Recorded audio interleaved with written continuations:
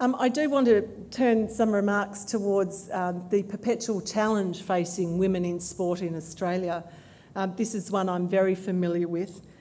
We know, and I know that in this forum, under the auspices of Sports Hydrant and Andy's initiatives surrounding promotion of women's sport, we've discussed the many barriers confronting women's sport, but one that weighs on my mind heavily is the inequity in the coverage of women's sport on Australian television screens, radio and increasingly our social media and our internet.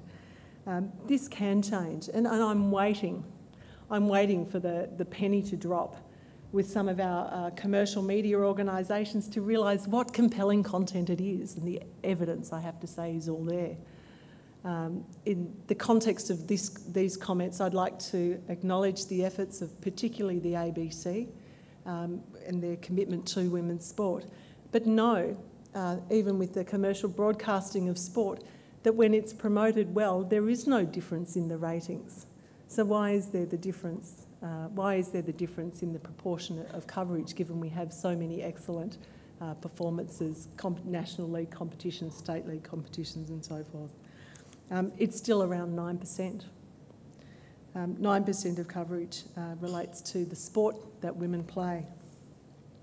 I think we have, of course, as a government, invested some $1.45 million in supporting national women's sporting organisations to improve their coverage of their sport. That has been immensely helpful. But that policy was designed to intervene in the right spot and lower the perceived risk of taking that content to air for those women's sports. And it's been remarkable because the interest has grown, the coverage as the coverage has grown, and the following within the Australian community of the trials and tribulations of that sport that women play has been quite extraordinary. I think it can only grow, and I will continue my effort to improve that particular statistic as it relates to women's sport in Australia. Another area of challenge, of course, and this is one in perpetuity across all boards and leadership positions, is the disproportionate representation of men compared to women. The gender analysis on sports boards is that women have 25% of those positions. That arguably is marginally better than some areas of corporate Australia. But again, you do best when you have access to the full field and have diverse boards that bring a wide array of experiences.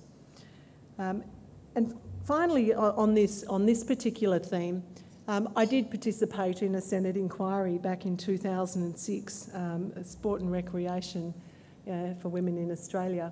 I'm looking forward to refreshing myself with the outcomes and recommendations of that Senate inquiry, because we've made substantial progress across many of those recommendations. I know there's still a great amount of work to be done, but one of the areas where we have made genuine progress was responding to the recommendations to support and mentor women in leadership positions. And we've spent some $0.8 or $800,000 on supporting women into leadership positions. And one of my first jobs as Sports Minister was in fact announcing the next round of women's leadership grants, which I was very pleased to do.